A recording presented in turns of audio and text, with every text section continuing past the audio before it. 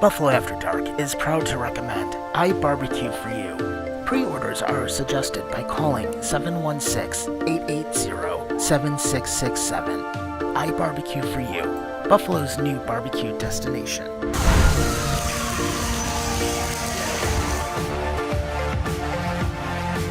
Just move the Coyotes. Don't do another expansion. Right? It would never cross my mind. So somebody called the house when I was out mowing the grass. Oh, yeah. There you go. Yes, sir. Holy shit, your face is like purple. Are you still up? Now in your fifth season, it's Buffalo After Dark. Hi, welcome to Buffalo After Dark, everybody. It is Wednesday, May 7th. Of course, you got me, we got Hanson over here, and this dumb fuck's going to be going to Alaska for a while, which means I'm going to be either flying solo or with Jesus next week. But hey, what's going on? I'm good, Mr. Mujek, and you know what? You can shove that thumbtack right up your ass. Oh, I had to rib you another one on that, but oh yeah, we're gonna have some fun tonight. So of course, if you want, you can join us in the comments on YouTube and on Facebook. We are live, and one of the things I will also show too, of course, I still gotta rip you a new one about the Islanders. We'll do that a little bit later, but of course, one of the things also in support of one of our friends of the show, I did get my Warrior Princess hoodie today, so I am wearing that in honor of our friend Sophia, still going through her cancer battle and everything, and so hopefully everything works out well, and certainly we're going to be keeping in touch with them, and she knows we're going to be sending her from the show a nice little Bandits box, so definitely keep an eye out for that. Oh, I'm sure. I mean, it makes sense. I mean, the Bandits are what, in the finals for the 5th year in a row? Mm-hmm. Yep. Finals will be starting out, so. What are they, the Montreal Canadiens? I don't know. They're just good. Unlike one other team we're going to talk about tonight. So, but definitely, keep fighting that battle. We love you, and we're happy to support you. So that being said, of course, if you want to comment live, we are on YouTube and Facebook, and if you want to check out any of our episodes, including last week's episode, and you're not near a computer, go to Spotify. Our episodes are available on there, so feel free to check us out. And of course, over 10,000 views on YouTube now, which we're happy to hear. Our Spotify's growing, so definitely check us out. But that being said, let's start. Got an idea. Let's start a little bit of football first, because we really don't have a whole lot that we're going to talk about on there. But a couple big things have been coming up. Obviously, of course, we had the draft. We talked a lot about Sanders last week, but the funny thing is, some Colorado fan is suing the NFL for over $100 million because of Shedeur Sanders dropping to the 5th round in the draft. Okay, I think that is honestly the saddest affair I have ever heard regarding any off-season football story in my life. Right. It's like, how do you sue the NFL for someone dropping from what was projected by some to be a first-round pick down to the 5th? I honestly don't know how that would work, but there are some Colorado fans who are big Shedeur Sanders fans, and unfortunately, you can't really please everybody in that conversation, but there is a story about it, and we're here to talk about it. So, a Colorado Buffaloes fan wants to sue the National Football League, or the NFL in this case, for, quote, emotional distress and trauma as a fan and consumer caused by Shedeur Sanders falling all the way down to the 5th round. Oh, How my much God. did you say? $100 million? Right. Well, I mean, if anybody, Shedeur Sanders lost $50 million by not going in the first round, so. First off, is the fan fucking stoned? I mean, really? Probably. Wait a minute. So you're telling me that a fan of Colorado in college football Mm-hmm. has the audacity to say, I'm going to sue the league for $100 million because my wet vagina got bruised because my boy toy, Shedeur Sanders, didn't go in the first 4 rounds. Better yet, it didn't go into the top 10. Right. It's like you have no legal standing to sue the NFL anyways. What did the NFL do to you? There's no jurisdiction. I mean, this is what happens. Okay. Colorado Buffalo fans in college football. I mean, I don't watch college football, but Yeah, I don't know watch a lot a of lot them. of it either. I know for a fact that they're very loyal and they're passionate, and it's not a big college football market per se. Hmm. However, ever since Deion Sanders came into the picture as head coach, it's Yeah, all a bit about him and him only. And I said right. this last week is that he's kept pushing and pushing and pushing for Shador Sanders to get drafted because he went around walking around like a fucking prick, Hmm. basically saying, "Oh, I'm the shit. I Yeah. got drafted." And I'm like, "Congratulations, Shador. You Hmm. barely got drafted. You barely made it into the NFL. And the fact that your own program retired your number a few weeks before the draft tells you everything you need to know. It's Hmm. nothing but just fame and an attention span for Deion Sanders. Hmm. And you know what? His career is going to fall shorter and faster than Deion Sanders' baseball career. Hmm. Yeah, and on top of that, the draft is always a crapshoot. You never know where players are going to be unless it's someone like we had like the first three picks. But the draft is a crapshoot. Anything can happen. So it's like one of those deals. Had we not got like here's an example. If the Bills did not trade up and get Josh Allen where they did, and if we got him, if he fell in the draft, it wouldn't bother me. It's just a matter of how the draft works. Same thing in hockey. If we were to we ended up dropping down to the ninth spot, which we'll talk about that in a little bit later. But it's like you don't see me suing for emotional distress because we dropped two spots. That's gonna cost is like NHL pay me $100 million. Screw that. It's like one of those things. I'd almost say out of a line from The Sopranos. Have a cookie. Have a cookie. You're delusional. What I was gonna say before was is because you were talking about the whole drama thing, is that this is like I think when you said it was a crapshoot, I agree to disagree. Only because there are certain cases where it's almost essential to draft a quarterback. Like perfect Right. example was in 2017, as you mostly know, the Chicago Bears traded up from number 3 to 2, and they took Mitch Trubisky. But here's the Hmm. problem with that. Anybody that follows that story knows what happens next. Right. Do you know who got drafted after him? After Trubisky. Yes. Do you remember? Because I know the answer to this. Don't look it up. Your soul knows the truth. Yeah. No, I would have to look it up because it's been a while. I know who it is. Want me to tell you? Yeah. Was it Josh Rosen? No. Mitch Trubisky was drafted ahead of Patrick Mahomes and Deshaun Watson. Okay. Okay. Yeah, I totally forgot about the draft. So, Yeah, so but that's why still, it's a. But do I think that if Mahomes was drafted by the Bears, do I think he would be as good as he is now? I mean, he would still be good, but he wouldn't be right. as good as he is now with Kansas City. Or what about Sure. Deshaun Watson? I mean, the Browns needed a quarterback, Yeah. so they said, no, we're not going to take him. Let Right. Houston take him. Exactly. Exactly. So, yeah, and actually, it's interesting also because I'm looking at the Buffaloes Wire, which is one of the sites that covers the Colorado Buffaloes. And apparently, from what they're saying, most people, including even Shadur Sanders, moved on from discussing the slide and onto how he's going to fit with the Colorado or with the Cleveland Browns. But an anonymous Colorado fan just can't get over it, and he actually filed lawsuit in Georgia federal court for 100 million from the league over the impact of the NFL's actions on his emotional well-being, and it also claims that the NFL violated antitrust, civil rights, intentional infliction of emotional distress and trauma, and consumer What? protection laws, according to What? MSNBC. How how? It's like, there is no way that the NFL violated antitrust and civil rights laws on this. There is no way that it was intentional infliction of emotional distress and trauma, and there's no way that it screwed up consumer protection laws because that's only against products that fail.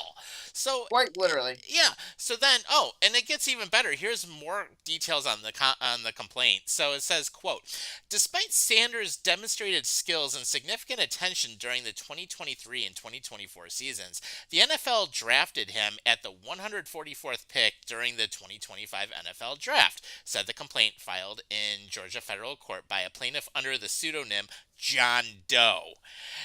The self-described dedicated fan of Colorado football and Georgia resident, alleged that reports and leaked statements about Sanders negatively influenced the league's decision-making process, causing emotional distress and trauma to the plaintiff as a fan and consumer. Oh, and even better, on top of the damages that he wants, the money payout, the suit is now also seeking a formal acknowledgement from the NFL regarding the emotional distress caused by their actions and statements. A retraction of the slanderous statements made about Shedeur Sanders, along with an apology for any harm caused to his reputation, and an implementation of fairer practices in the drafting process to ensure that talented players are recognized and given opportunities based on merit.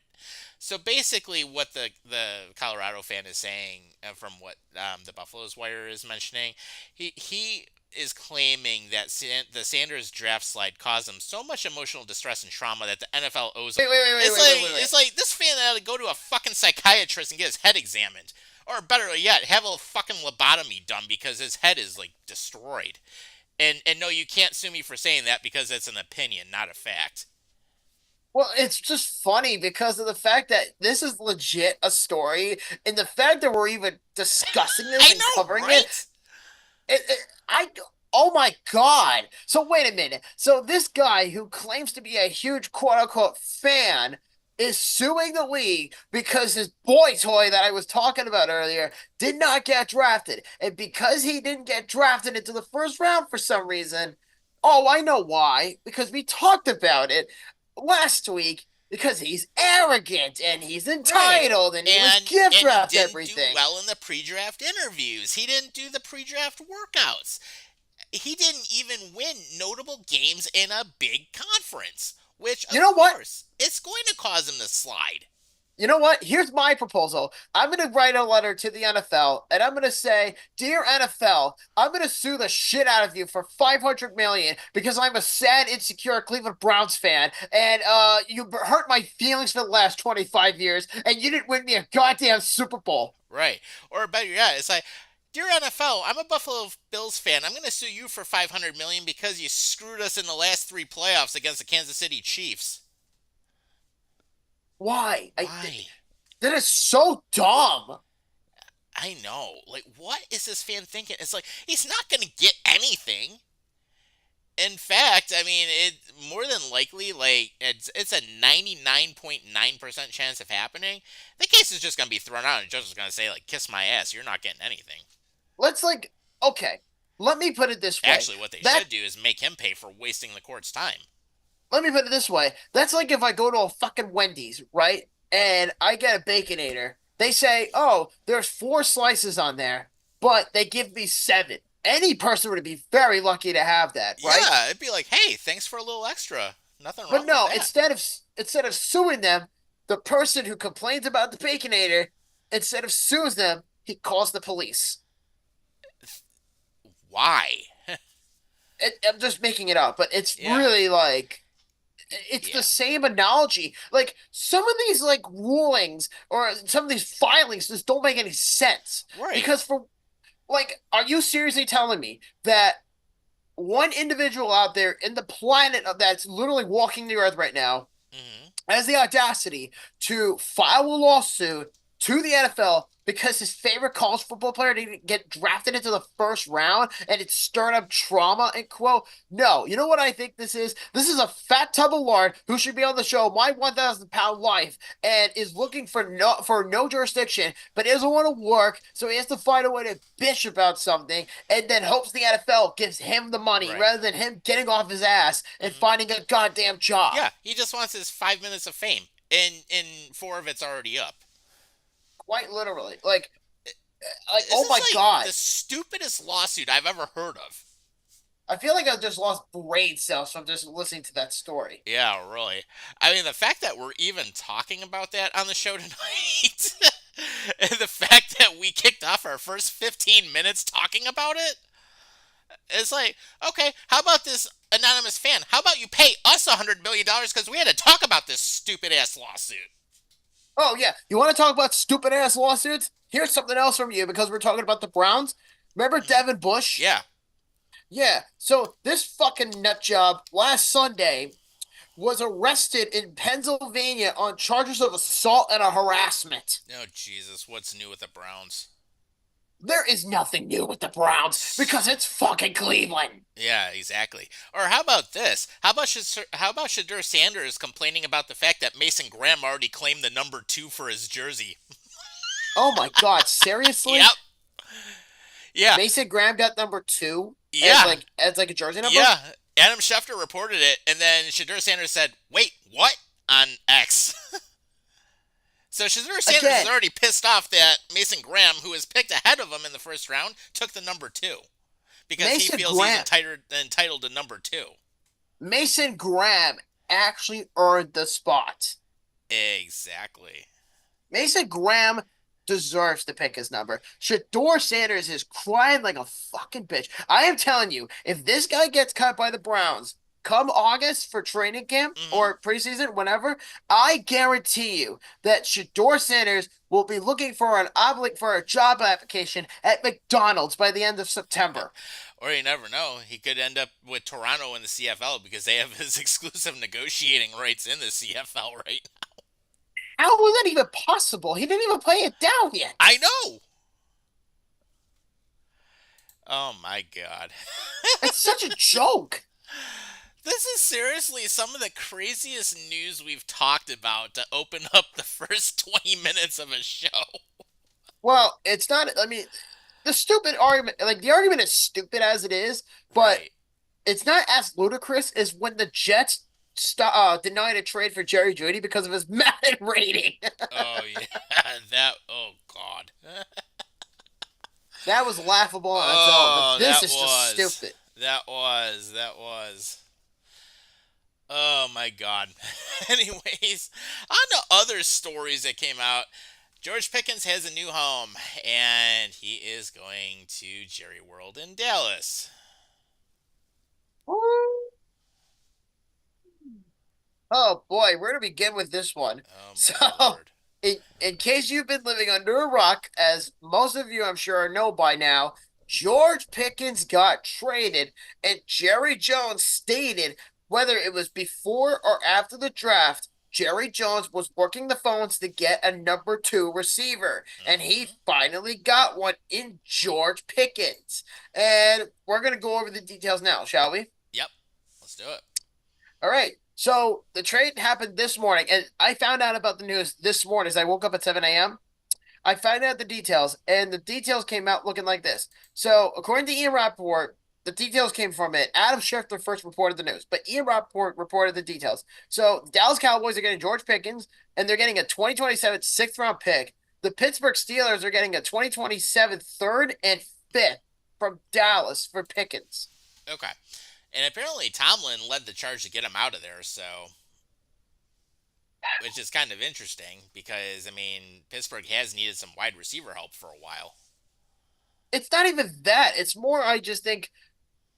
Okay, I think looking back on it now, when we first did the free agency episode in March for the NFL, yeah, DK Metcalf came up, and obviously he got traded. Right. So he went to the Steelers, and immediately people said, George Pickens is probably going to be the odd man out. Because why else would you need him? It would have been beneficial to keep him. But you have wide receiver 1A and 1B. But I think there's a deeper belief behind all this to why I think this trade happened.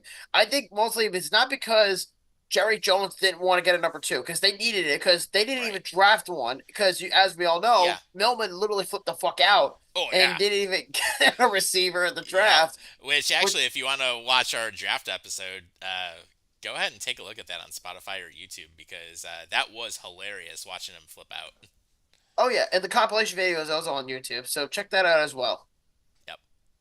But the general consensus is, my theory is that George Pickens was probably not going to sign with Pittsburgh long term. Right. And I think he was looking for any excuse to get out, because he knew Tomlin was running the show. And anything with Mike Tomlin, it always goes from him and by him. So George Pickens being a total cancer and turning into Juju Smith-Schuster or Antonio Brown for him, the Steelers just literally just forced him out.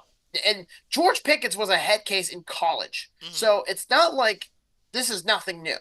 I mean, George Pickens is a Seen it. good receiver. I'm not taking anything away from him, but I had a feeling that he was not going to sign with the Steelers long term, and I think that's why the trade happened. So maybe Omar Kelly thought, okay, maybe if I trade George Pickens now while he's only 25 years old and get something for him in return, I Mm, could then maybe flip it in the draft next year in Pittsburgh. And that's a very strong possibility because the right. Steelers are going to suck and they're going to try so hard to tank this year where they could be a top 10 pick since they're hosting next year. Mm, Um, it wouldn't surprise me one bit, but you also have to understand too, they don't even have Aaron Rodgers yet. yeah, they don't even have a number one QB at all. And speaking of Rodgers, Jeremy Fowler came out with a comment a week ago, and he says all signs still continue to point towards Aaron Rodgers ending up signing with the Pittsburgh Steelers. Rodgers is literally and legitimately taking his sweet ass time to come up with a decision, but everybody's basically saying, "Well, we know he's going to Pittsburgh. He's just doing it for attention." We all know that at this point. Right. So, and he'll be lucky if he gets one more year out of him, quite honestly. But Pittsburgh does need something, at least for right now. But at least now, what we'll have to figure out, and actually, Rob will probably want to be paying attention to this, is the QB class for next year in the draft. I'm pretty sure Arch Manning's in this draft. Yeah. Well, if that's what their plan is to tank for Arch Manning, you may as well just willingly miss the Yeah. playoffs. Just do it. It's like, hey, so you've missed the playoffs. Like, well, so you have one losing season out of what, 18? Something like that. Yeah. And Tomlin's now the longest tenured coach in the NFL. Which on its own is embarrassing Or because actually, Bill all of Belichick was sports right now behind him. that the NBA's Greg Popovich stepped down from head coaching from the San Antonio Spurs since he had a stroke and now is going to be president of basketball operations. Which at least I saw just total side note. I saw a little bit of that press conference. He ends up coming out with Tim Duncan, who won several titles with him, and then also I think it was Manu Ginobili. But he ends up coming out. He wears a shirt that says El Jefe on there. So You know what El Jefe stands for in oh Spanish, yeah, right? yeah. So Popovich was doing his usual make everyone laugh about everything. He's like, I'm El Jefe. So, but Well, but basically, he was the boss. yeah, yeah. So good to see him doing better though, because he had a stroke during the season, and then he had some setbacks. But and tough to see him. He wasn't walking around as good as he could, but at least he's still doing stuff with the team. So good to see him still doing that, regardless of whether you Well, agree with his views or not. well, one little side note is even though I know nothing about basketball, I definitely know who Greg Popovich Hmm. is. He is a hell of a coach. Yeah, yeah, one of the winningest all time in the NBA. So good to see him sticking around with the Spurs though. I mean, he's like literally like bled and done everything for that team. So good to hear that. But For certainty. yeah, but no, just getting into some of our other NFL stuff before we switch into hockey, which is going to be the biggest thing on the show tonight. The Titans are getting new uniforms, and of course, their stadium's well under construction, and of course, they already got their massive big ass screen contract out, so we know that. But yeah, 37 big ass displays, including a sky ring. They're trying to be like SoFi. Well, I'll say this for thing, and that's two big things. The first one is about the Titans. And Warren Moon, yes, the Warren Moon, said that the Tennessee Titans have new uniforms coming, and he went on the Up and Adams, and basically, he went on that show, and he basically said that the Tennessee Titans as a whole are getting a new set of uniforms that are coming most likely next season. And he said, quote, that they fit with the times, but they're also a little futuristic and they will advance with the times. But it's interesting because back in March, the Titans announced that they were going to be making the primary baby blue as their Hmm. primary home jersey, Yeah. is not the navy blue jersey. Those are dead in the water. So my guess is that they're probably going to ditch the Houston Oilers throwback uniforms, Hmm. and they're probably going to go with something a little different. Which is interesting enough because the NFL is also launching the alternate uniform spotlight, which is NFL Hmm. rivalries. Yeah. The AFC East is going to get a hold of it this year, but the Tennessee Titans are not part of that program yet. But if I had to guess what this is Hmm. my guess is that the Tennessee Titans are probably going to abandon the current uniforms they have now, and they're going to probably go with something a little bit different, in the near future. Maybe even a new logo, for all I know. It's possible, and especially with the new Nissan Stadium opening, I think in 2027. I think it's a year after the new Highmark Stadium opens. Uh, it'll be interesting to see what they do. And a lot of times, I mean, it's very possible they could be making a change for it. So, Yeah. Oh, and speaking of new stadiums, the Washington Commanders, we already know about the new RFK Stadium thing, but there was mhm. another piece of news that came out from Washington as well. And that was this past Monday, President Trump actually announced to the public, saying because Josh Harris and Roger Goodell were there, he said that the Commanders are going to be hosting the 2027 NFL Yep, Draft right outside the Washington Monument. yep, on the National Mall. I've been there. I've been there. I know you've been in DC a couple times too. So that'll be a good event for them. And where they're putting the stadium, right where the old RFK is going to be so much easier for fans to get there. So much easier to get there. It's a great location because it's easy to get there from the Virginia side of the Potomac River, easy to get there from the Maryland side, and easy to get there right within the district. And you can tailgate there. They have a lot of parking, but if you don't want to necessarily tailgate, just take the subway there, and it exits right into the stadium. Well, it works better that way if you tailgate, but there are different alternatives. Absolutely. So good to see that. And then last but not least, actually, I was by the new Highmark Stadium the other day. That's coming out very nicely. Yeah, they actually started enclosing some of it, so it's actually pretty interesting to see some of the exterior going in now. So, but yeah, that thing is going up quick. And they did announce they do have multiple developers interested, so there is going to be a stadium district that they're going to be building right on the grounds. Well, I think we both said this a while back, is that if They they were needed going to. to make any sort of like, yeah, if they were going to make some sort of impact on the new stadium, the least they could do is basically build like a district area, kind of like how the Islanders did it with UBS Arena, Yeah. or what the Utah Mammoth are going to do, or the Jazz, or Right, whatever. or what Green Bay did with Titletown or Patriot Place with the New England Patriots, and they're definitely looking like that. Or the Atlanta Braves with the Battery that they built at the same time when they built Truist Park. I mean, they're actually the thing that Orchard Park finally did, to their credit, after 40 plus years, they finally decided to greenlight it. And you know what? And it's good because they should have done this all these years ago and they never did. And now the good thing is there's at least, from what was reported locally, there's a minimum of one hotel that has interest in building right by the stadium on the grounds. There's also a mix of retail, there's restaurants, bars, and different things that want to go in there. So, you know what? This is good. It'll help keep that stadium being year round versus only 10 games a year. And finally, the people that are in government in that town finally said, we don't want just 10 games a year. We want year round. Where Well, was yeah, this it 40 makes plus years sense. ago? Well, it makes sense Yeah, because you're not going to build a stadium just for football because right. that was what the old one did. It was only for football, Yeah, and it was difficult to do mhm, that because of the way it was designed, because there's no barrier protecting the fans. right, There's no barrier within the weather to begin with, and right. there wasn't really a lot for them to do. The only time they were able really to do it were either one or two things. Either they were able to do it at KeyBank Center, or they would have to do it in the summer. Yeah. So basically, what they did with the new stadium, and for anyone who hasn't been out there yet, that stadium is massive. Like when you're looking at it at ground level, it's easily twice the height of the current stadium, if not a little bit more. But what they did to help with like cutting down on the wind, especially for the winter games, the current stadium faces east west. The new stadium faces north south. So what'll happen is that it's going to protect fans in a lot of cases from the wind coming in. And then also, of course, the canopy, which is going to have the world's largest snow melting system on it. I mean, you're going to have that.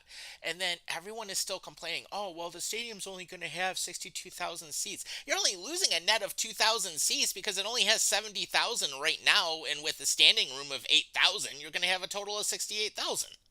Well, you can't really please everybody because with the Yeah. old stadium, there were enough people for 70,000 people. But the big thing with Highmark Stadium, or Ralph Wilson Stadium, whatever you want to call it, that stadium's had 70,000 people fitting in it easily. But they also went through major renovations, which decreased the number because they Right. It knew used to that be it, 80,000, yeah, it used to be 80,000 people, and now it's what, just over 72? 70.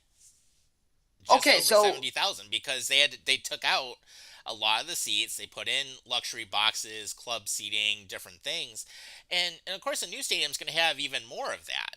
But at the same time, what's going to happen is that the seating actually should be better because they said the upper deck in the new stadium is 50 feet closer to the field than the current stadium because the seating decks are going to be much steeper like you have in the KeyBank Center, there you go. which There's is something good. for you. And yet Yeah, the new stadium's going to be 3 times the size of the current one. So there you go. as intended.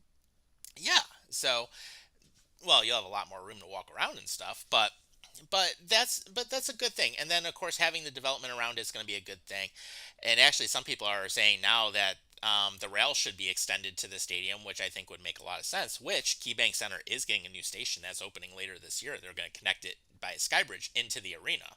So now you'll have 3 places you can get into the arena instead of just 2. Well, I kind of wish, and maybe the Bills or the city will actually think of doing it, is obviously you have the trolley system, but is there any other way to get to the game besides the trolley, or can you take the train? Well, no, the only train we have is the trolley, basically downtown, which is a 6 mile line, and that's currently going to be extended north out to Amherst, which is good. It'll make it instead of a 6 mile line, it'll be like 12 or 13 miles by the time that's done. Which will be good. It'll connect to UB campuses, and then they're extending it south to the DL&W terminal, which is right next to KeyBank Center on the opposite side of it. So now you'll have a way into the back part of the arena.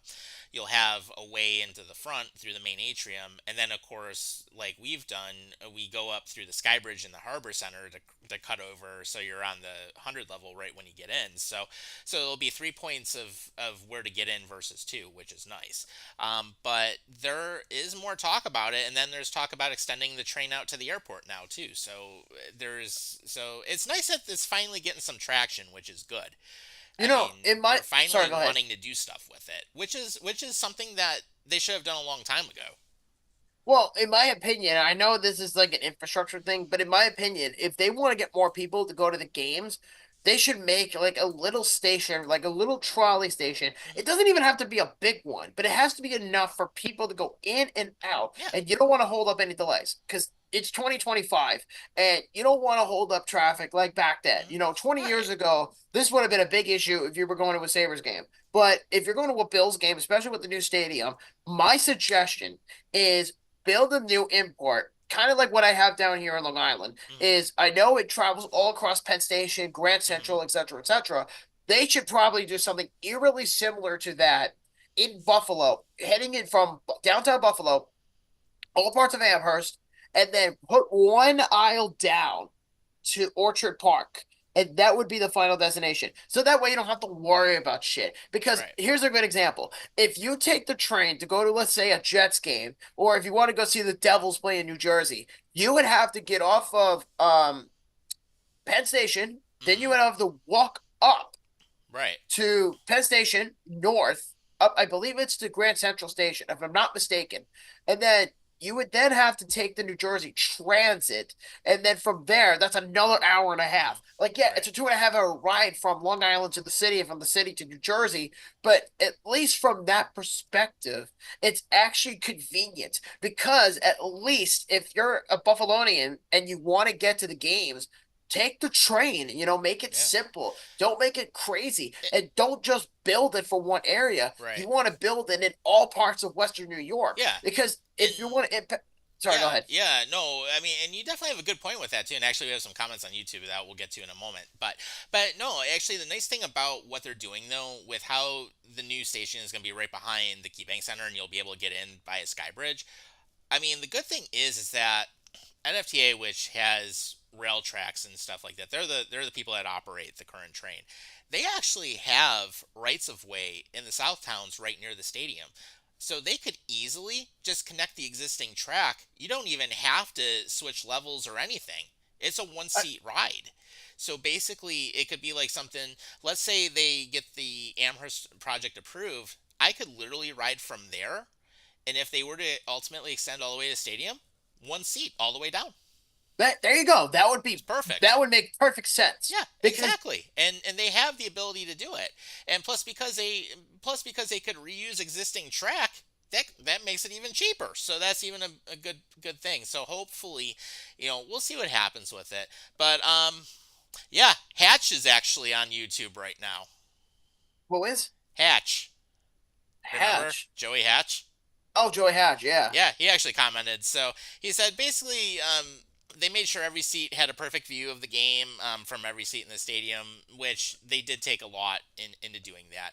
And then he said it would have been easy if they would have picked a spot in downtown Buffalo and not across the street from the old stadium.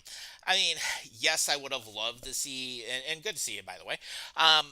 Would have loved to see the stadium downtown. Ultimately, I think it would have been better. But at least Orchard Park is finally willing to do development, which is a big thing. So, Well, I was gonna say too, before I forget, was what about investing into a monorail? Like I know that's merely impossible. I was talking about the they, train earlier, yeah, but they probably wouldn't, just because then you would have to change like into a different type of train. So better off just using the light rail that they've already got. I mean I'm just throwing ideas around. Yeah, no, I got you. No, it's a good thing though. But it is good. At least they are looking at doing some different stuff. So it'll be interesting to see how things play out. But stadium's looking good though. From when I was out there this week, so definitely a big plus. And then last but not least, before we jump into the hockey side of things, the strength of schedule came out, and the Bills are the fifth easiest schedule this year. Who has the worst? The New York Giants. Huh. Well, and I think after that is the Cleveland Browns, if I'm not mistaken. Yep. Yep, hardest schedule number one, the Giants. Number two are the Browns. Three is Detroit. Fourth is Philly, and the five spot is the Minnesota Vikings. But then the easiest schedule, number one, Andy would love this. It's the 49ers. Then is the Patriots, the Saints, the Falcons, and then us with the Bills. So gotta love it, right? And I think Bobby's stuff might have froze up a little bit here, but in either case, I would say, Bobby, your Wi-Fi screwed up.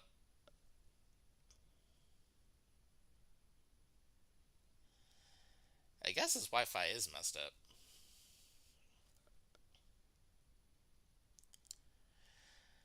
But anyways, what we'll do while we're waiting for him to come back on is we'll jump into some of the hockey stuff that we wanted to talk about. And of course, we're live on YouTube and we're also here on Facebook as well. You can always check out our old episodes on Spotify, which if anyone's wondering, this is episode 216, so we've been on for a while. But in the meantime, we'll get into the hockey stuff, and of course, the playoffs are going on right now. So we had a lot of interesting things happen in the first round. We're going to talk a little bit about that. One of the big series that ended up happening is that with Dallas and Colorado, that was a bloodbath. That ended up going all 7 games, and then we also saw the same with St. Louis and Winnipeg. There you are.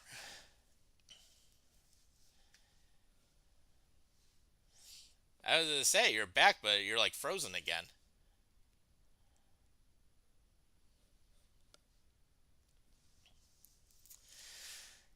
Anyways, I guess. Oh, Yeah, there you are. I'm back.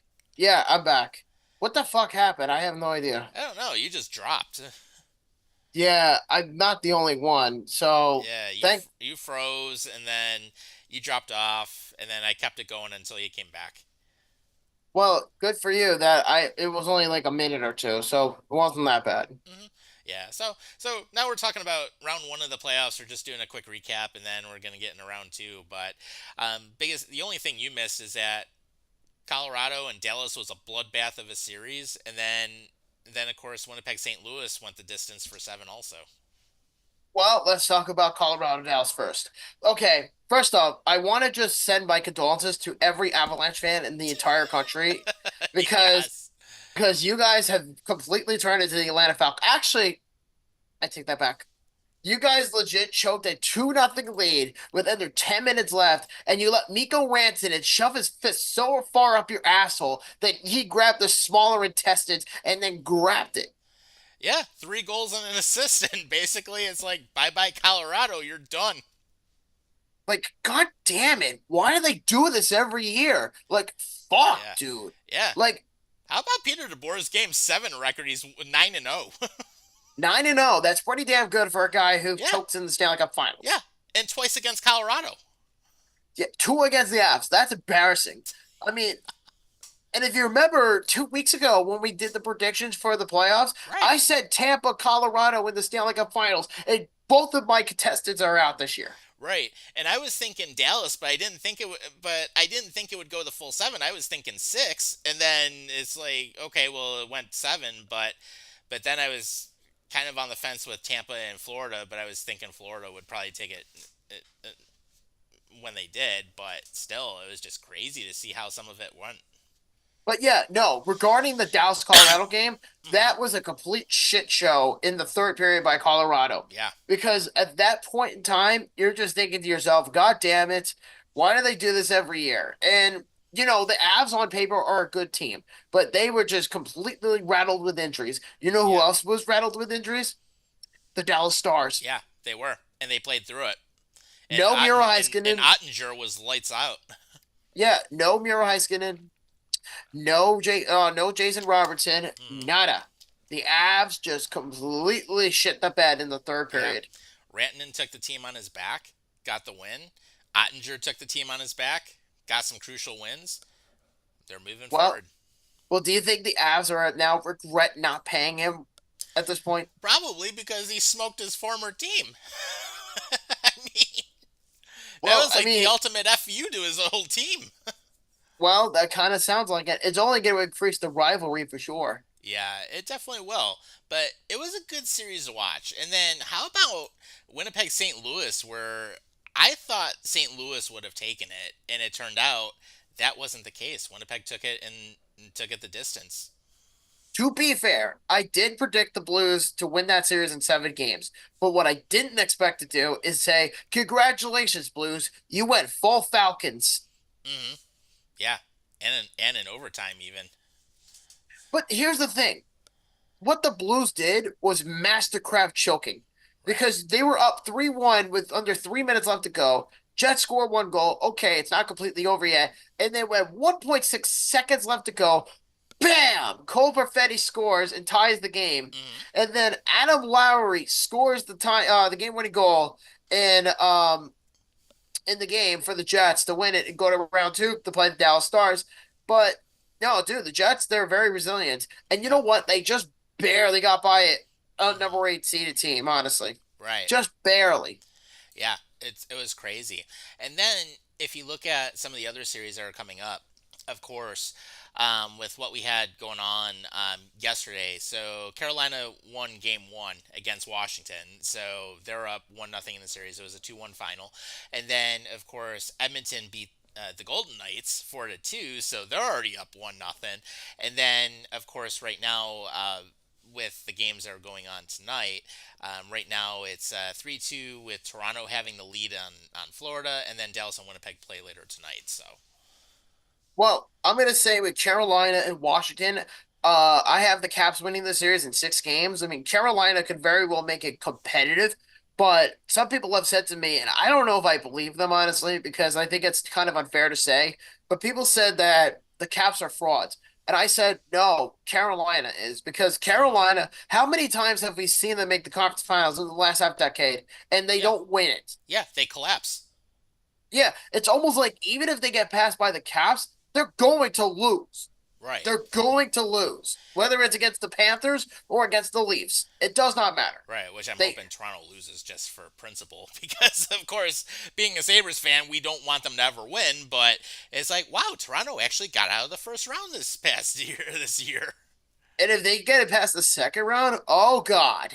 Oh yeah, that whole Maple Leaf Square where we were last winter, that is like packed full of fans right now. They're doing the watch party on the big screen outside of Scotiabank Arena. But to tell you the truth, I don't see the Leafs winning the cup this year, as good as they are. Yeah, I don't either. But Dallas and Winnipeg, that's going to be an interesting series to see how that goes, because of course you've got Hellebuck versus Ottinger. Anything could happen, but I still think Dallas is a stronger team. Now, just if they can get a little bit healthier, that'll be fine. But Winnipeg showed some interesting stuff in that St. Louis series. They did, for sure. And you know what, too? Is Winnipeg showed adversity. and they were able to surpass that. But again, I feel like just like Carolina, I feel like I don't know what it is, but the Jets to me, I feel like are very fraudulent, even though they Mhm. just barely got past the first round. Right. I still, if I'm a Jet fan, I would be shit my pants right now. Just the fact that you're playing the Dallas Stars, who are 3 zillion billion trillion times better than you on paper, Hmm. Yeah. Can you picture if like it's the ultimate upset where Winnipeg beats Dallas and then they end up having to go against Edmonton? or Vegas. Yeah.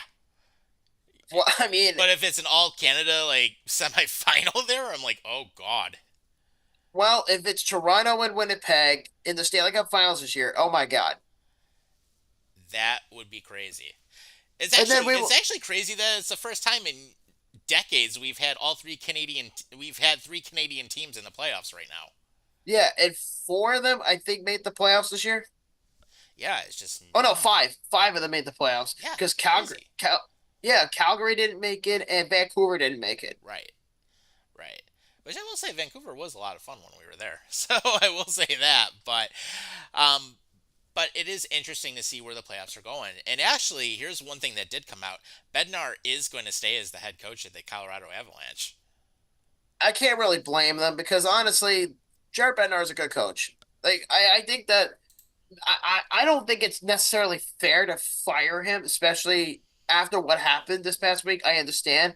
But I think what Avs fans were doing at that point was based off of emotion. Hmm. And that tends to get a lot of people Yeah. is they tend to get very flustered if things don't go their way. So they're like, you know what? We need to fire Bednar. He needs to go. But I feel like if they do that, it's not going to justify their actions because, they won a Stanley Cup a few years ago Right. with Jared Bednar as their coach. Absolutely.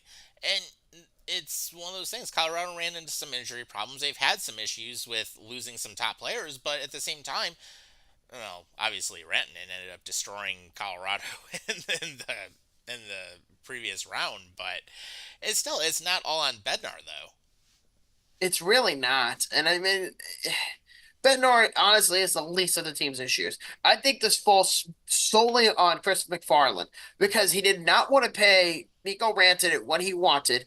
And while it was great that they traded for Mark Nietzsche's and they traded for Jack Drury, that the Avs did very, very well in that trade. Yeah. But they were able to get off of Rantanen's contract, but that same contract that he got paid by the Dallas Stars Hmm. came back to bite them in the ass. Yeah, it did, and it cost them a playoff series too. So that's the ultimate bite you in the ass moment. Most likely, yes. Yeah. But as far as everything else, what about Vegas and Edmonton? That's going to be an interesting series because, I mean, Vegas, of course, we know they're loaded with talent, but Edmonton's hanging in there. And surprisingly, their goaltending hasn't been half assed so far. I mean, they've had some bad moments, but Skinner, surprisingly, has been playing okay. Skinner hasn't been playing since like the first round. Well, right, he hasn't gotten a start yet, but surprisingly, they've been holding up. For now. Yeah, until Vegas probably smokes them. Well, I mean, Calvin Pickert's been pretty damn good for the Oilers. I will say that Hmm. because Skinner got pulled in the first round against LA. Right. So, Which LA, that was an easy out for them. well, they were down 2-0 and then they won four straight. I Right. feel like Calvin Pickert is going to turn into this year's Cam Ward. Hmm. Yeah, he very well could. It's going to be interesting to say the least. So, but it's going It's to be a fun series. This is going to be so random. But and then last but not least is Toronto and Florida. I really hope Florida smokes the Maple Leafs. I hope so too, Just on but principle. yeah, fair enough, out of principle. But I feel like the Leafs are just a really good team on paper. Yeah, they But I are. still have my hopes up about Florida. Yeah, I mean Nylander basically took the first series for him. So Well, he's doing it right now again. yeah, yeah. Pacioretty's had a good night tonight. So The Leafs have okay. Florida is a very good team. There is no question about that. They won right. a Stanley Cup a year ago, and they want to win it again, and I don't blame them. But I feel like this year's Florida Panthers team is not as good as they were last year. Last year, they were really damn good. Right. This year, they're okay. I mean, I think they're probably about a notch below. but they could still make a long run. Well, yeah, I mean, if they win the next two in Florida, they could definitely make a push. But Toronto is just too good at home this year. Yeah, they did have a really good record. And then, going on to some other stuff within the hockey news as well too. I mean, just a real brief thing.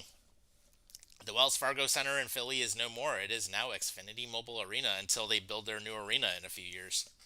Yep, in 2031, I believe it is. Yep. So apparently, as you just said, the Philadelphia Flyers is going to be named Xfinity Mobile Arena because it was originally Wells Fargo Center, and before that, it was the Wachovia Center. And then before that, it was the FU Center, known as First Union Center. Then, of course, before that, it was the Core State Center, and I think that covers all the names. I don't even know. Well, then, of course, if we want to go further back, Then it was the Core State Spectrum, then the Spectrum. So, yeah, you can't say that the Spectrum isn't a legendary stadium for them, but oh yeah, there was some legendary battles in that stadium. yeah. But the point is that Xfinity Mobile Arena is going to be the name for the arena for where the Flyers currently live in right now. Yep. And that deal will run through for another 6 more years because the Flyers are moving to a new stadium with the Sixers in a few years from now. And it turns out that Comcast will then own the naming rights to a new arena in South Philadelphia for both the 76ers and the Flyers. And a joint venture between the two teams' ownership groups are to replace the current building, which is set to open in 2031. Yeah, so Comcast has deep pockets, and they actually finally decided to become friends of the 76ers, which the 76ers wanted to build their own arena in Center City, Philly, but nobody wanted it there, and there were a lot of issues with it. So they actually decided, you know what, we're going to partner up and build a brand new building. And they actually made some improvements compared to the last time when we were there last summer. They've got new video screens and new lighting outside the arena, and they did some more work on the inside. So note to KeyBank Center, even though that building is the same age as ours, they've actually updated it. Note to Sabres. Stop being cheap. Literally. Yeah, and that's going to be the next thing we're talking about because, yeah. Kevin Adams is still GM for another year.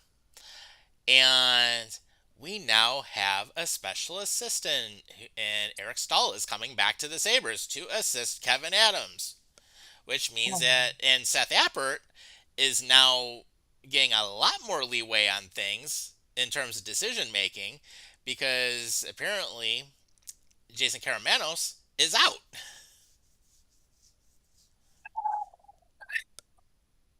And Terry Pagula is nowhere to be seen.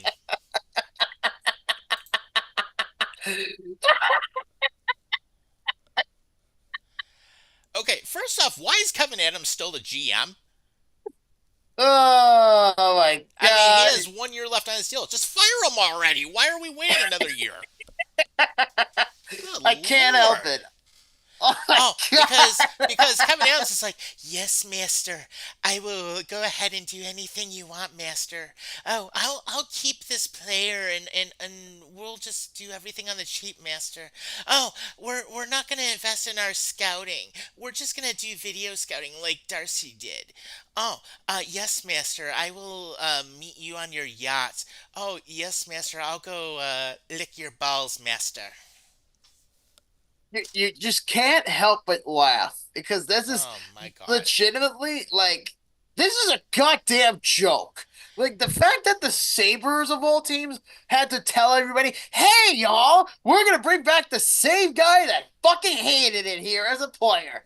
Like, what are you trying to assemble? The Right. fucking Avengers, but instead of it being Iron Man and the Hulk, how about go get fucking Cam Ward and Eric Stahl and then Kevin Adams in the process? Why don't you just do that and shove up our fist up our asshole and just say, "We Buffalo same face. We're actually running the shit show."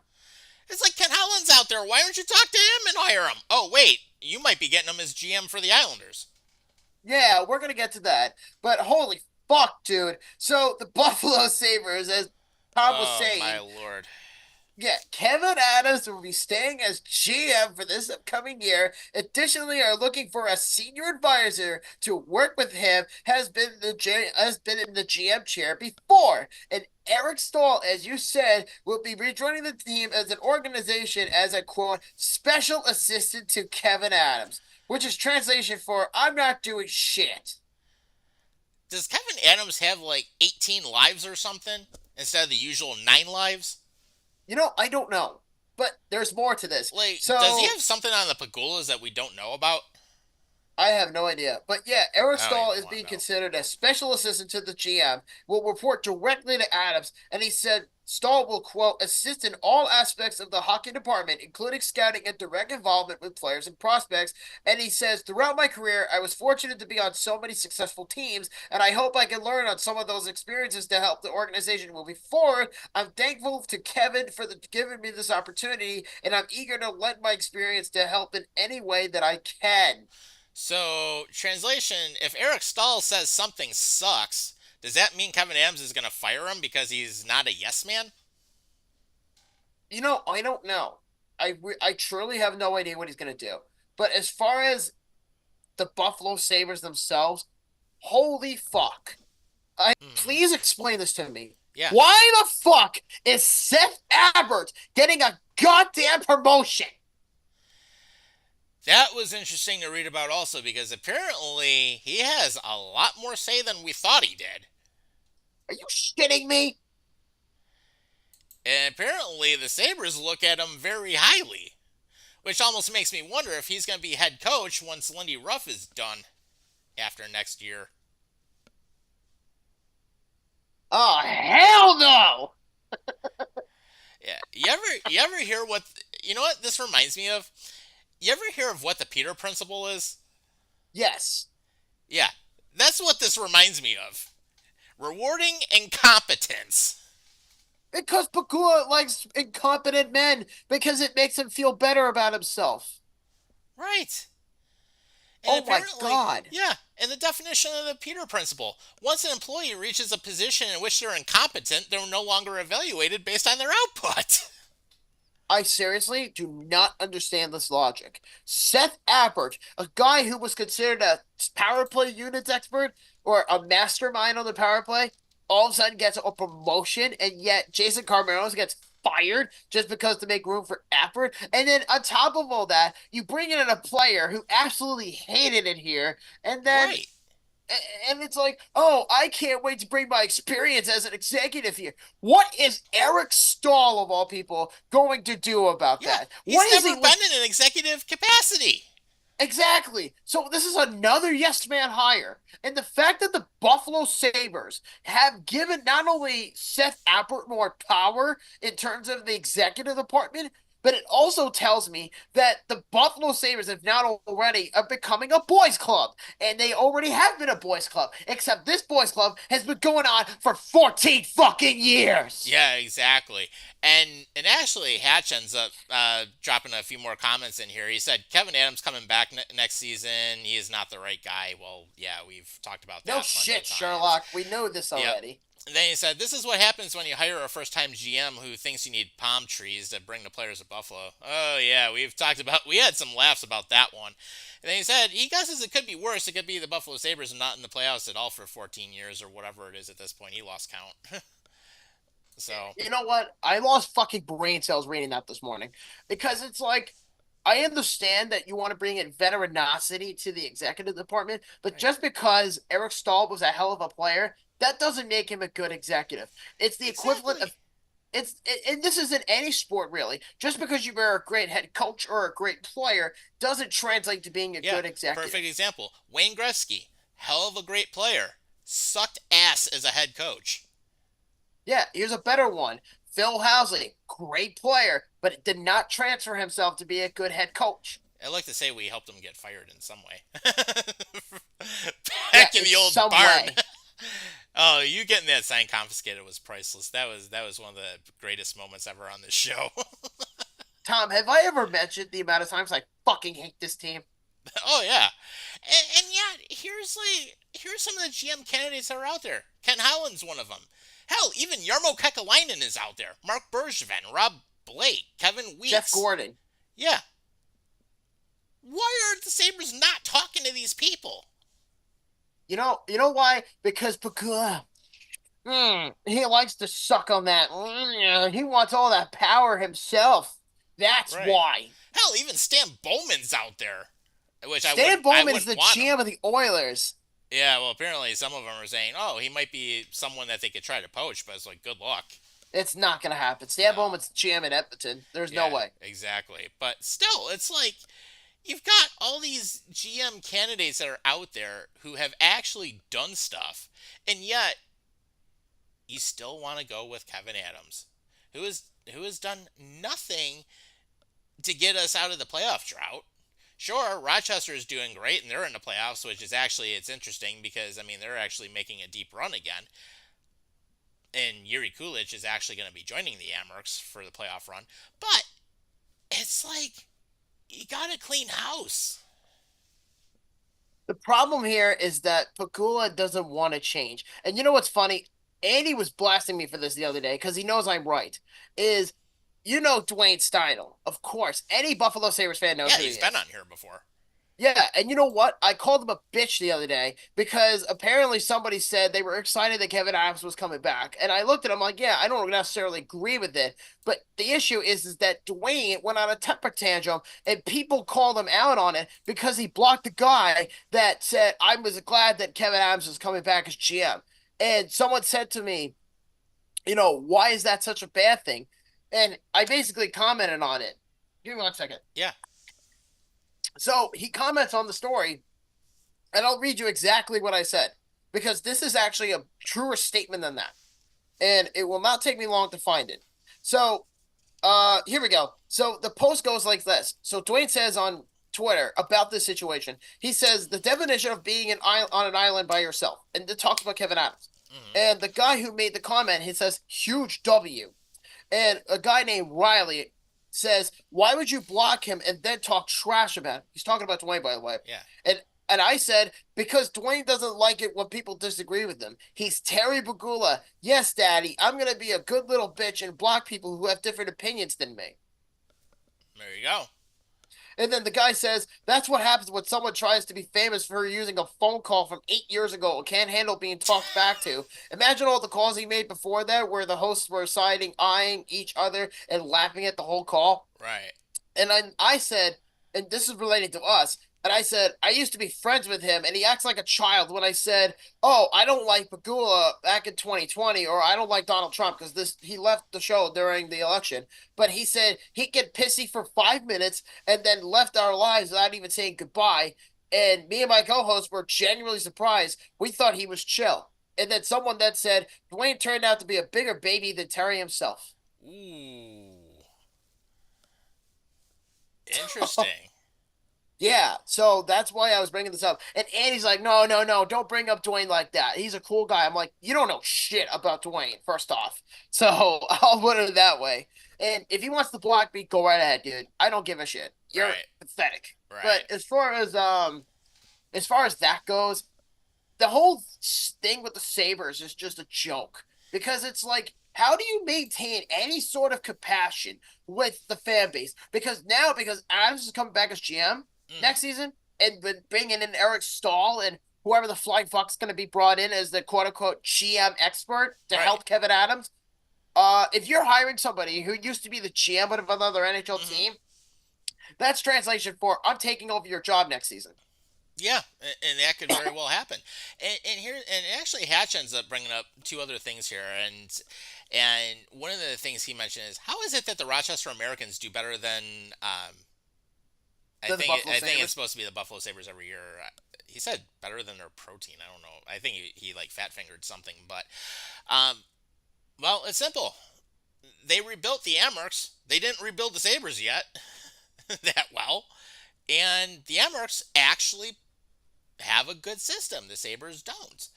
Although I will say the Tage Thompson trade, we actually did really well when we got rid of O'Reilly, because Thompson's actually developed into our best player. But then he also mentions, because no good coach wants to come to Buffalo to this mess that's been going on for 14 years, no matter who's in the office upstairs. Well, the problem is it's the person who's in the office upstairs and the ownership right now. Well, until the day he drops dead, there's no change in sight. Unless they magically turn shit around. Because to be honest, Lindy Ruff wanted to actually get the team to be better. And they were getting better. But Right. here's my biggest disappointment. Why the fuck did you trade for Josh Norris and only played 3 games with the Sabres this year? Yeah, that 3. shouldn't have been the case. And that's what Sens fans were saying. Oh, yeah, that's another thing. Now they're regretting and having buyer's remorse about Dylan Cousins because he didn't perform in the playoffs enough. Well, Dylan Cousins didn't do anything here, so So it's a lose-lose situation yeah, for both exactly. sides. I mean, But- and the Senators finally saw what Cousins was doing here, which is next to nothing. So JBD is actually performing better in Buffalo than he was in Ottawa. Right. Which is a good thing. So I think, in some extent, we actually won the trade. In an extent, but they also gave up a second-round pick for next year. Right. Which also doesn't help. No, it never has, and that's the issue. Yeah. But And, of course, we dropped down to 9th because, of course, this guy sitting next to me won the draft lottery. You fuck. all I'm just gonna say is this: Let's go Islanders! Let's Yeah. go Islanders! What'd Bettman do? Suck somebody off and give him favors because you guys No, lost the no, no, no, All-Star no, game? no, no. Don't do that bullshit, okay? First off, that lottery was broadcasted live. No backdoor seat shit like they've been doing for years. You know That they was a do live that draft. crap every year. Oh, yeah, I know, but still, I mean, it's the same shit every year. And yes, I am rocking the Islanders jersey because I'm an Islander fan also. So there's that. But it's like, I was legit watching the draft like everybody else, or the lottery, I'm sorry, whatever you want to call it. And I'm thinking to myself, okay, it's fair game. Who's getting first overall? Mhm. And then the balls come and go, and it's like, 7, 11, I think it was 12, and then 13, and it's like, oh my God, the Islanders actually won the lottery. And you know what the immediate reaction was? People were fucking pissed about the Islanders getting the first overall Oh, pick. yeah. Yeah. They're... Go ahead. Yeah. Oh, Hatch just commented, probably it's all in who you know and who you blow, and he looks awful happy at getting that picture because God knows we could have used it in Buffalo. Who? I don't get what that comment meant. I mean, what did you expect? It's Joey Hatch. But then again, no. So I think with the draft lottery, the Islanders, to me, they legit only had like a 3.5% chance to win the lottery, which is not a big number. So they Right. jumped 9 spots because of the way the system is this year. And by just pure luck, because there is a rule that says if you finish last year and you got the first overall, you can't get it again for within a 5-year ratio. Right. But if Because they you put finish that in in- a couple years ago. Yeah, but if you what's it called? If you finish dead last in the second year in a row or whatever, in San Jose's case, no higher than 2. Right. That's it. But if you're finishing third, like Chicago, you're in the top 5. Mhm. So realistically, I didn't expect the Islanders to win the lottery. All the Sabres needed was a 2, and they would have had a top 3 pick.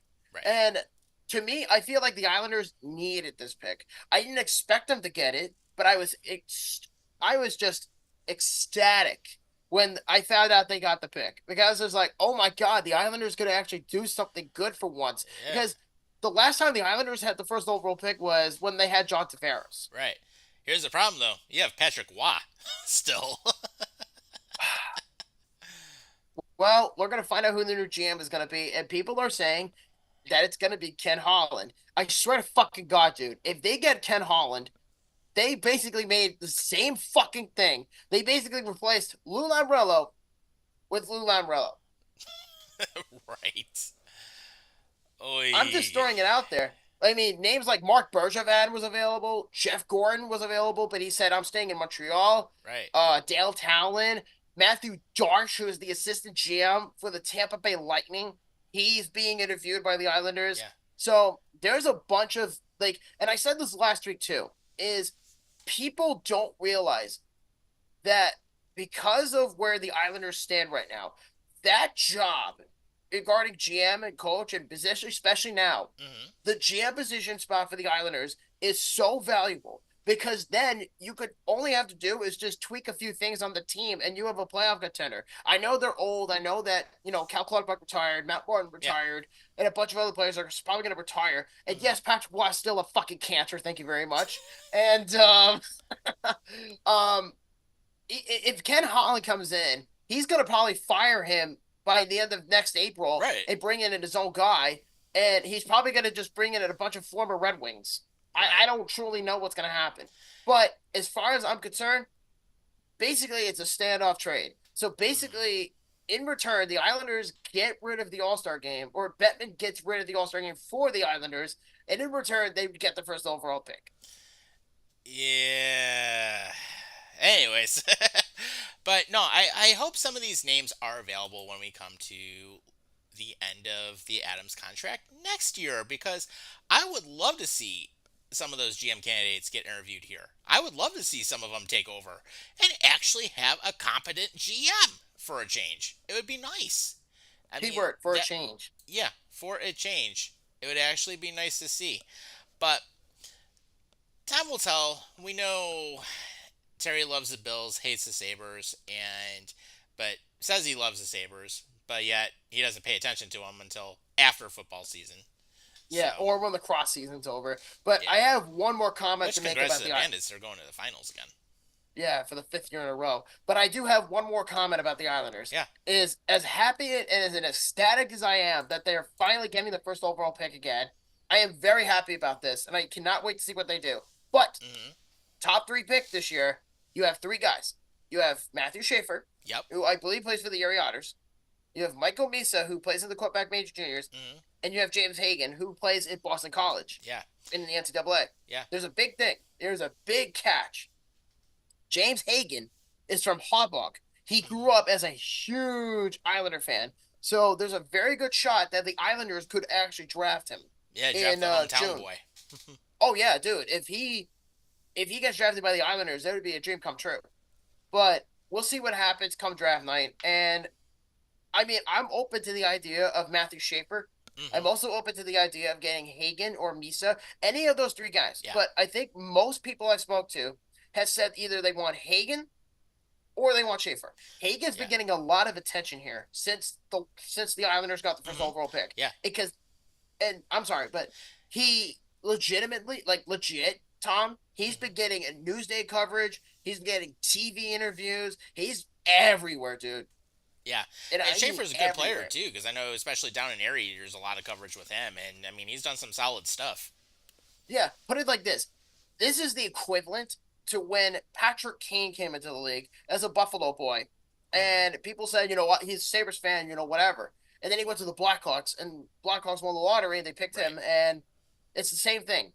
And didn't Patrick Kane get a lot of coverage when he was He drafted? did. Yeah, he very much did. I mean, it was all over local media for a long time. And then even some of the things now, I mean, I know where his mansion is here on Lake Erie, so I know where that is. But at the same time, there was a ton of coverage. And even when some of the off-ice incidents ended up happening, there was a lot of coverage with it. And he still gets coverage every now and then. It's not as much as he did when he first came into the league, but he definitely did get a lot of coverage.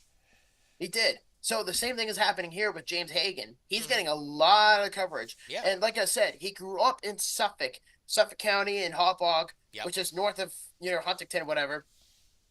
He grew up. He's a Long Island product. He grew up a huge Islander fan. And if the Islanders do pick him, it's a 50-50 chance they will take him.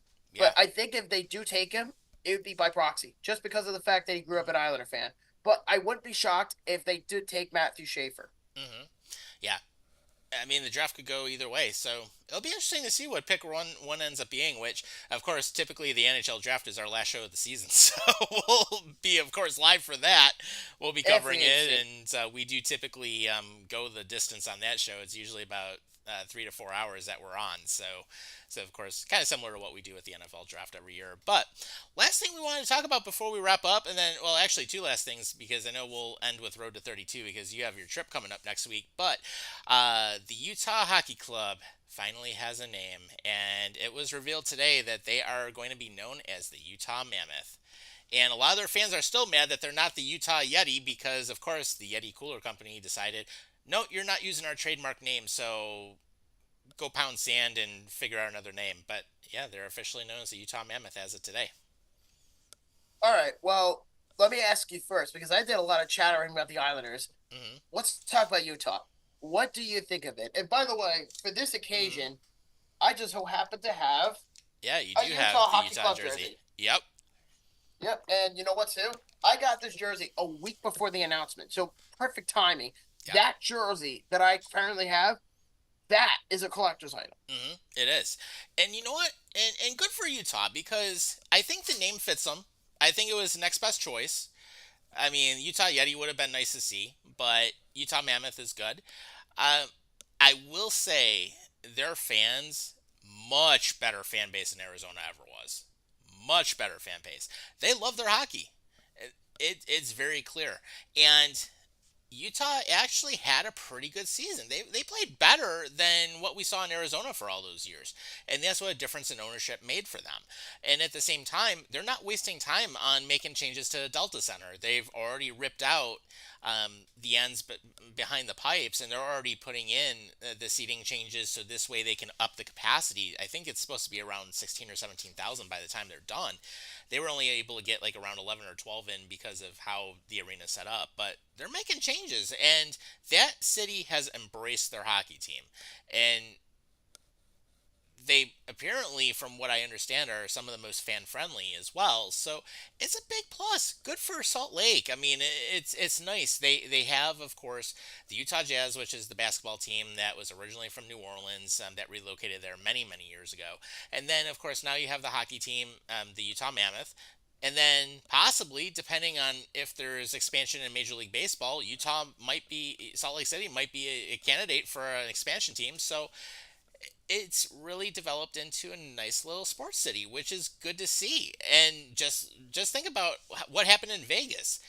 First, you got the Vegas Golden Knights, then you have the Las Vegas Raiders, and now you're getting the Las Vegas A's. Well, I was going to say, for the most part, is that, yeah, I was going to say that Utah is starting to become like what Vegas was because the Knights were the first professional sports team in the state of Nevada Yep. at that time. So, Oh yeah, and look what the Knights have done since they got in. The Yeah. Knights, yeah. They've and gone you know, to the Cup Finals twice. They won once in the first 5 years, and that which was is their goal. really They damn wanted to good. win within the first 5 years, and they made it happen.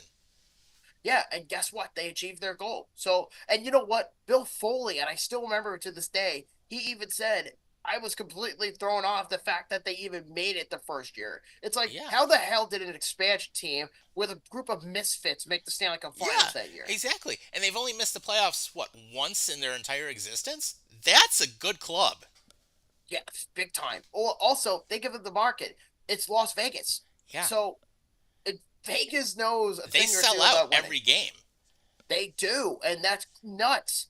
That is fucking nuts. Yeah. And then you have to look at the next team up, the Seattle Kraken. That's another team Yeah. that has a nice fan base. Yeah, and we've been there. We actually went in October, and a lot of you guys, if you watch the Road to 32 episodes we have on our YouTube channel here, I mean, you saw that we did that our first night when we flew in, and we were like dead ass tired after those flights. But I mean, but we had a fun time at Climate Pledge Arena, and honestly, I would say out of the NHL arenas I've been to, that was probably one of the most fun I've been to. Yeah, I would think so. I mean, the Kraken definitely delivered on their end for sure as a spectating sport Yeah, because what are they going into year 5 next year? yeah.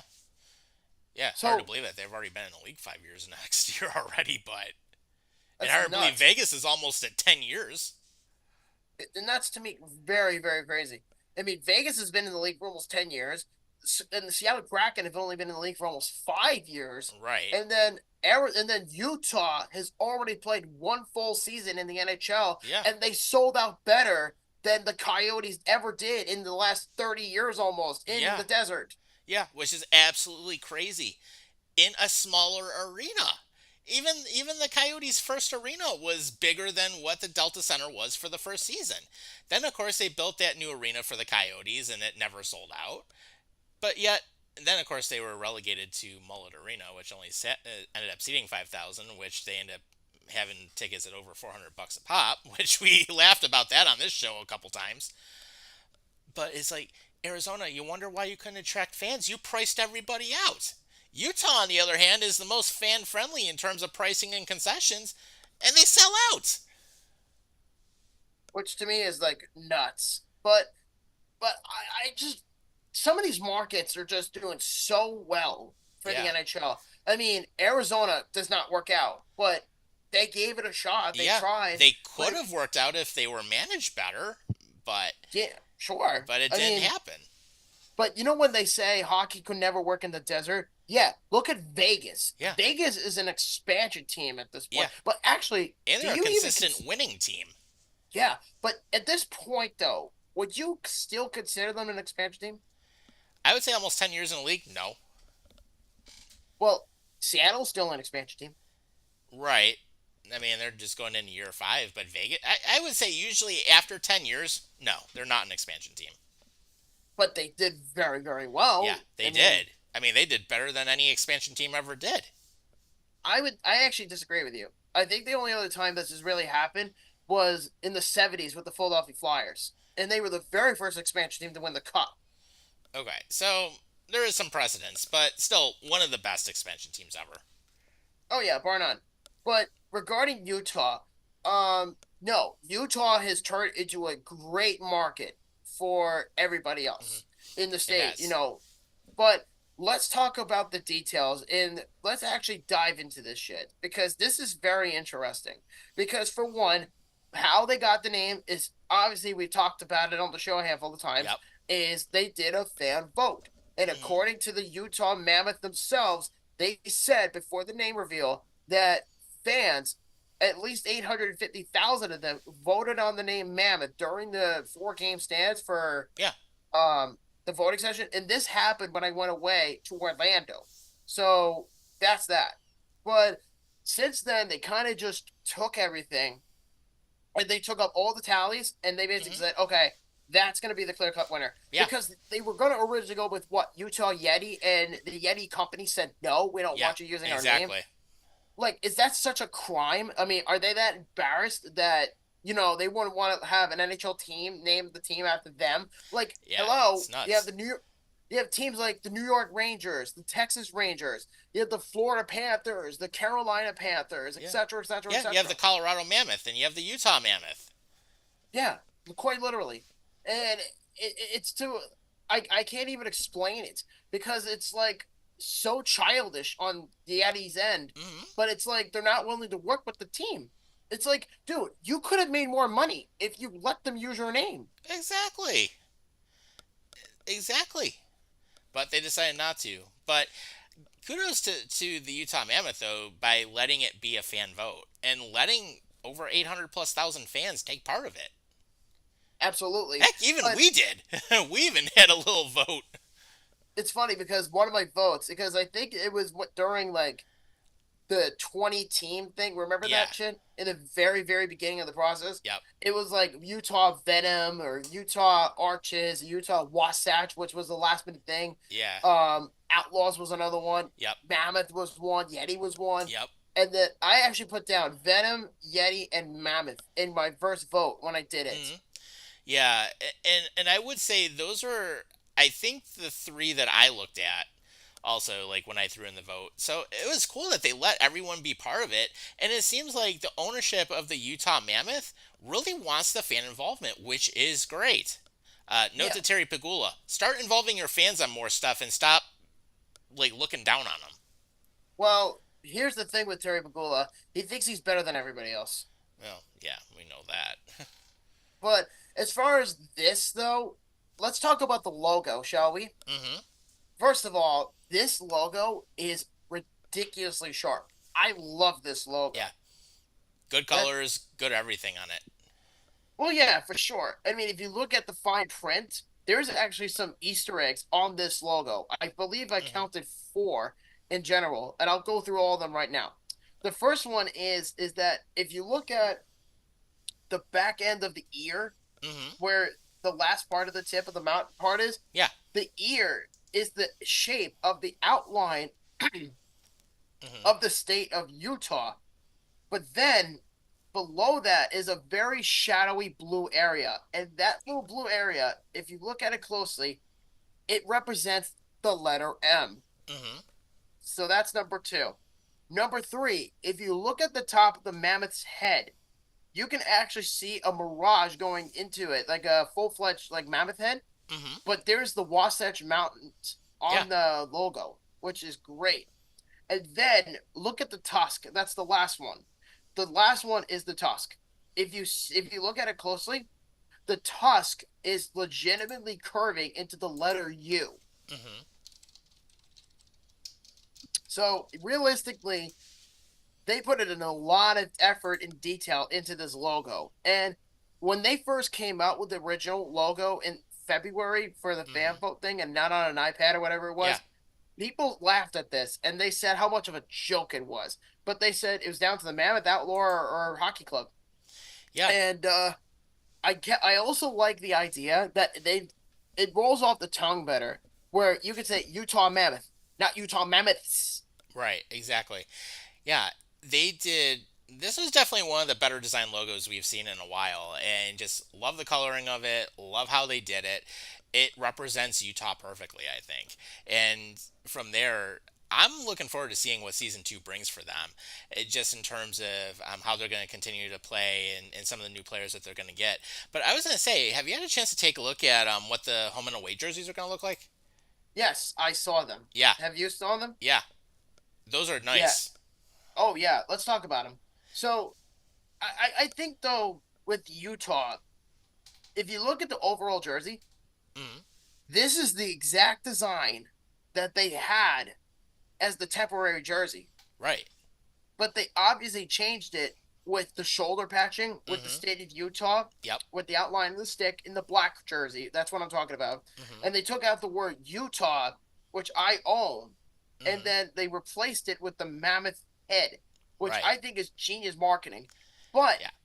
the road jersey is so different. It looks exactly identical to the current one they had before the name change. And Hmm. it said Utah, but the font on the word Utah is different because it mixes it with the new branding. Yep. But they put the tusk heads, like the main mammoth head logo, Hmm. on the shoulder patching, which is unique on its own. Yeah. But if but if you look at it, just based on the home jersey and the road jersey, I'm getting Carolina Hurricane vibes from this.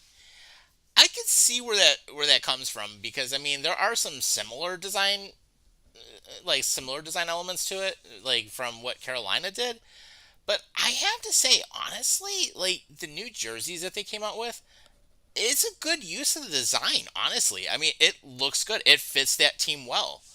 I mean, it's not a half-ass jersey or something that you wouldn't want. I mean, this I think is uniquely Utah, which is exactly what you would hope for. Yeah, and you know what though too is that this whole set, like just the way the logo is designed and the jersey and everything, it actually makes it unique. And I think Yeah. that it really stands out because imagine this, if Utah just kept the mammoth head on the road jersey, Hmm. I think it would have just been the same thing if they just kept the exact design. But because it's the exact design from their inaugural temporary jerseys and they just revamped it a little bit, Yeah. this jersey actually works a lot better. It And I does. think that a lot of people, at least that I've heard of, have people said that either love or they hate the design of this jersey. And in my opinion, I think just the marketing and everything that speaks about this is so well done. Like, Hmm. I can't even describe it. Like, it is. How they did the introduction today too. Actually, if you go to our page on X, we're actually we do have their introduction on there. So great to see. And they basically the big thing that came out of it, the Utah Mammoth actually tweeted, "The mammoth roamed Utah thousands of years ago. Now we return." Well, their new slogan, Tusks Up. Hmm. That's the only thing I don't like about it. Like, what the fuck is a tusk up? Like, I know they're talking about tusks Yeah. on a mammoth or on like an elephant. I Hmm. understand that, but how do you do that? I mean, it's not as generic as like fins up for the Miami Dolphins or when you go to Margaritaville with Right. Jimmy Buffett. fins up. It's not Mhm. like that at all. But I do respect them for coming up with that because it's not my favorite slogan in the world, but Right. and I don't know, like everybody has their own little like thing, but I remember when the Coyotes were around, they used to say "Hell yeah" or Mhm. "Lead the pack" or something like Yeah. that, something catchy. But if it was, I think it would have made more sense if it was herd up and not tusks up. Because what do you do? Mhm. Raise your head? Like, what is that? Like, Right. how do you even form a tusk? Like, put your arms like this, like you're about to get on the front cover of Oz in seasons 1 or 2 of their DVD box set. Is Mhm. that what you're describing here? Like, I really don't know. Right. But it again, it's just very different than any team I've ever seen go through a rebrand. Like, I've seen Yeah. teams go through relocation. I've seen teams do redesigns and all that Yeah. stuff. But do you feel though, Tom, just from all this, do you feel like this feels like an expansion team? Yes and no. I think it does feel more like an expansion team just because of the fact that it's all new branding, new location, those things. We all know, anyone who's followed hockey, we all know as the former Arizona Coyotes. So in that sense, it's not new, but it feels new. And I think it's a good thing that they are making it feel like it's new because it's really given a shot in the arm to the fan base, especially with a new market. And the fact that Utah is doing better than Arizona ever did in terms of the market, that leads me to believe this team is going to be successful, and that's one of the fun things. I'm looking forward to that. Yeah. And Gary Bettman in this introductory press conference for the new branding, what's it called? He already said that the Utah Mammoth are going to be getting an outdoor game in a couple of years. Absolutely, and that'll be a great spot. So and they'll have a ton of fun. I mean that fan base draws in from all over in that part of the West. Not for nothing, but I would love for just for you and I, by the way, hmm I would love to do a Road to 32 weekend trip, maybe 5 days or something, just you and I in Utah. I've been to Salt Lake before. It's a fun city.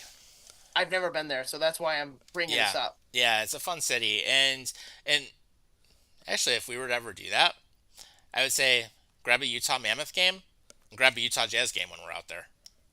Well, I wouldn't go to. I mean, I would be willing to go to a Jazz game, but you know me, I'm not a basketball fan. But I would hmm probably go just for the fun of it. But I will say is that there have been jokes been floating around about the name and all that. Say, oh great, I can't wait to see Manny from Ice Age go up against Diego next week. hmm Yeah, so it'll be a good time, man. Yeah, if we end up making that work out, and of course, before we jump into Road to 32, Mets are on a good win streak. They've been playing well. Has been killing it. He had 2 home runs today against. Yeah, exactly. And then you figure Lindor and Alonso playing well, so good to see Yeah, them doing everything. well, I can say for certainty is that I think the Mets could do better in terms of pitching because if you're going to win the World Series, you need to get consistent pitching. Yeah, true story. True story. Last but not least, let's talk about Road to 32 because you're gone next week. You're going to be heading up to Alaska via Seattle. Yes. So for Road to 32, we have two announcements. The first one is yes, we are doing Road to 32, mainly me. And I actually am going to Seattle once again, but not for the Seahawks, not for the Kraken, hmm but for the Mariners. Nice. Yep. Nice. Yeah, and actually, and we'll give a quick shout out to Andruzzi. He says, "Hey boys." So he's actually someone I haven't seen on the chat before. So welcome. Nice to see you here. Thank you very much for watching our show. We appreciate that, man. Yeah, absolutely.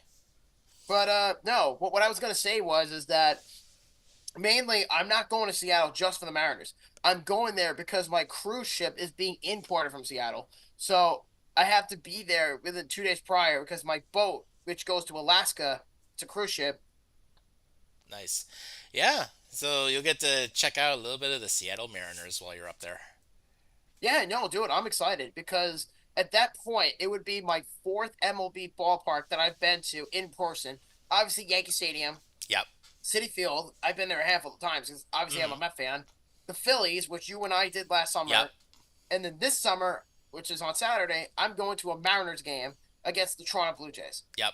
And we will say, just going in the team store didn't count because we did that in October, and we did the same thing with the Rogers Center in Toronto back in December of like almost 2 years ago.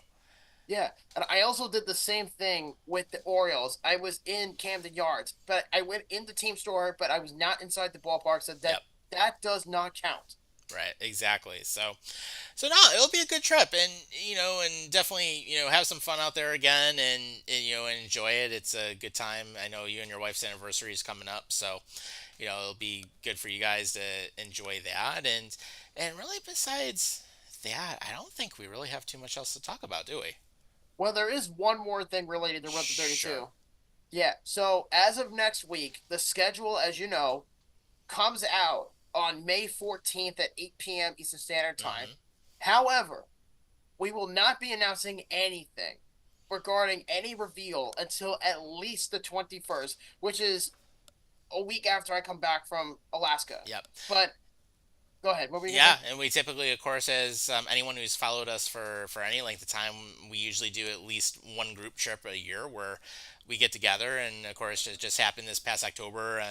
We both took the flight out to Seattle, so we were out there for the week, and we ran into a lot of Bills fans out there. That was a fun time, and plus we did Vancouver, Canada as part of it too. So it was a good time out there. I mean, we've done Cincinnati the year before. We did Kansas City before that. We also did Road to 32 in Philadelphia for the Phillies, so that was a fun time. And yeah, we also got to go into the Eagles' nest as well as part of it. So there's a Yeah, lot of good moments with that. certainly. But I think though we should mention one last thing about Road to 32 is that the candidates that are on the 2025 list this year, you have the Atlanta Falcons, Hmm. the Cleveland Browns, the Pittsburgh Steelers. Some of them in driving distance, some of them we're flying, but we'll reveal what happens. Obviously, we're gonna have to talk about it and go from there, and it'll depend on vacation time. I'll be fine, but I would, if I were you, just save as much as you can. Don't even come down to New York this year for, because I know you said you wanted to do it for the Yankees and Mets for Mm. Independence Day or Yeah, I was whatever. thinking about it, and then I'm thinking I might just save it up because I know I took some time off of my regular job, so ended up doing Yeah, that. But no, it'll be interesting to see what we decide to do and how we want to do that. And of course, typically every time we go down there, we do film a good portion of the trip, and we show you some of the big things that we go see and different places we like to check out. I know we always put on there like different restaurants we go to and different sites that we see. So it's always a good time. And yes, we do have those up on the YouTube page as well. So if you want to check out any of those previous episodes, of course you're welcome to. oh yeah, of course. But I mean, in general, though, on the 21st of May, we will have an announcement. We'll have an idea.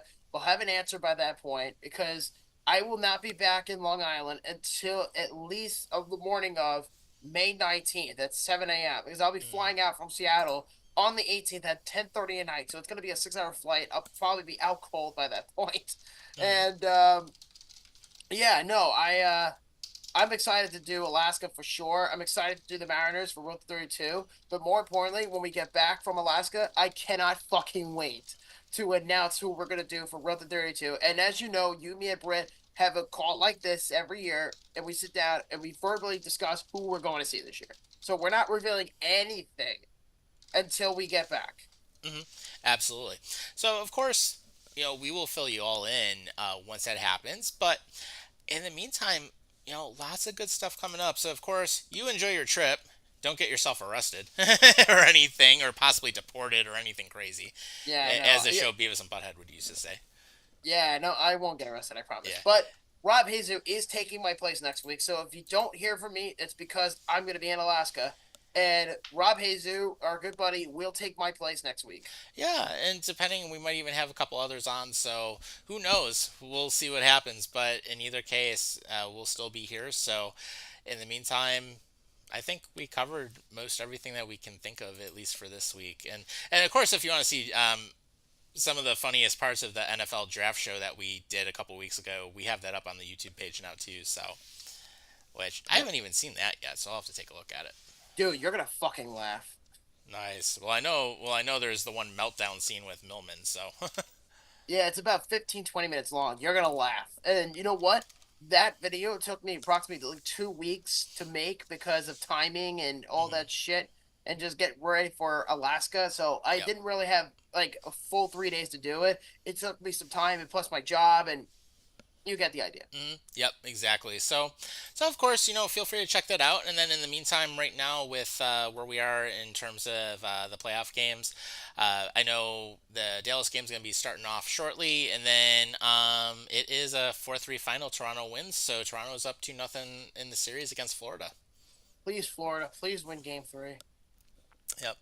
And actually, Dallas and Winnipeg started it about 15 minutes ago, and it's tied at 0, so no surprise there. But I was going to say, anything else you want to throw in before we wrap up? No, that's it. All right. So, of course, as usual, thanks for joining us.